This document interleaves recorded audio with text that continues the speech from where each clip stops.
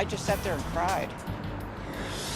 That wasn't supposed to happen. It shouldn't have happened. This is going to be a man that we're truly going to miss. We will never forget. We'll never forget Dan and his sacrifice. APD officer Daniel Webster lost his week-long fight for life today after being shot in the line of duty. It's been a difficult day in the city and for APD as many mourn his death. News 13's Haley Rush is live at APD headquarters. Haley? Dean, Jessica, Officer Webster had been in critical condition since he was shot last Wednesday night. This morning, APD announced they lost a great officer. What we would like to talk about is this is a man who's truly a legacy. Officer Daniel Webster was shot 3 times last week, including once in the face near his chin after pulling over a motorcycle for stolen plates near Eubank and Central.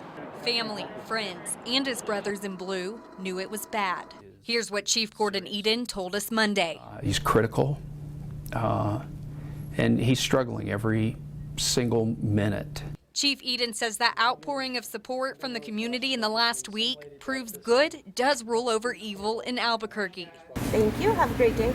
Like the Papa John's fundraiser on Monday, customers poured into pizza joints across the metro to donate to Webster's family. There's people to support them and they're not alone. And on Saturday, a massive crowd gathered to show their love and support at a vigil for Webster. We all deserve to live in a safe community. All of these people praying and rooting for the officer's recovery all week. Today, those same people are mourning, along with officers in the city he helped protect. We're going to stand tall, and we're going to stand together as a community as we grieve the loss of Officer Daniel Webster. Chief Eden did not go into details about the officer's final moments out of respect for his family. Jessica, back to you. All right, thank you, Haley. Before becoming an officer, Webster served in the Army for 20 years. He had 112 jumps as a paratrooper. The chief said today that he did tours in Kosovo, Bosnia, South Africa, and was part of the group that helped liberate Iraq. Police departments across the country are sending their condolences, including the San Diego Police Department. This afternoon, their Facebook page read, "Our thoughts and prayers are with his family, friends, and the Albuquerque Police Department." There are countless firefighters, police officers, and EMTs who knew Officer Webster as a colleague and a friend. Among them, a 15-year veteran of the Albuquerque Fire Department who says Webster was one of his favorite people to work with.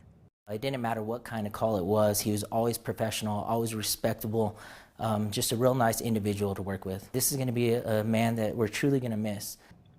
Webster will also be missed by Rio Rancho's police chief. Michael Geyer was Webster's boss in the Southeast Area Command, one of the toughest areas of the city. He cared about those neighborhoods down there, and I tell you this, if I lived in there, I would have been very proud and secure that Dan was working the streets during the time that I was sleeping or my family was sleeping. In fact, there is a family who felt safer because Officer Webster was on the job. They say Webster stood up for them when no one else would. News 13's Gabrielle Burkhart has their story. He's been described as a hero, a go-getter, but for people he came across in his day-to-day on the job, and one family in particular, he was a guardian angel. He was a savior. I think he was an angel. Words from people he helped on the job. Albuquerque police officer Daniel Webster touched a lot of lives. I remember the first time I met him, I was going through some hard stuff. 16-year-old Talia Sacco met Officer Webster when lots of people do, when she needed help the most. He calmed me down. He was like, this person's not going to hurt you anymore. She's dealt with a stalker since April. Her family feared for their safety. He wasn't the only cop that came to that call, but he was the cop who stayed. Elizabeth Sacco is Talia's mom. She says Webster went above and beyond the call, and they felt safer for it.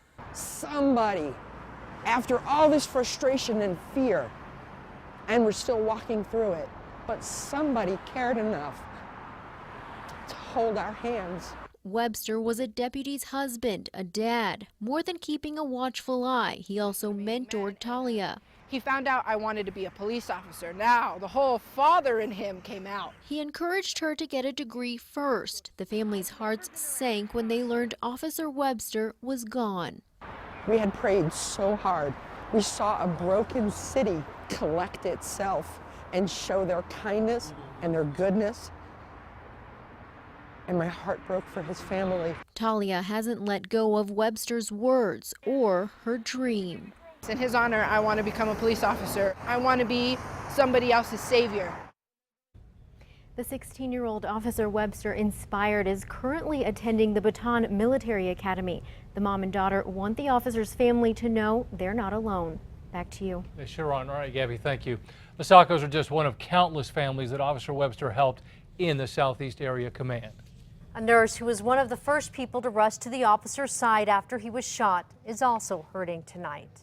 I can't imagine what his family and the police chief and his fellow brother officers are going through. Rose Barak has been praised by APD for the medical care she gave Webster in those first critical moments. They say had she not rolled Webster on his side, his lungs could have filled with blood. From the day Officer Webster was gunned down, there's been an outpouring of support from the community. Now, with the news of his death, everyone is finding their way to honor him. News 13's Lizzie Mitri is live at Central and Eubank, where a memorial has started. Jessica, it started with just a few flowers this morning and has grown into the evening. It sparked a wave of grief and support within the community. News of Officer Daniel Webster's death.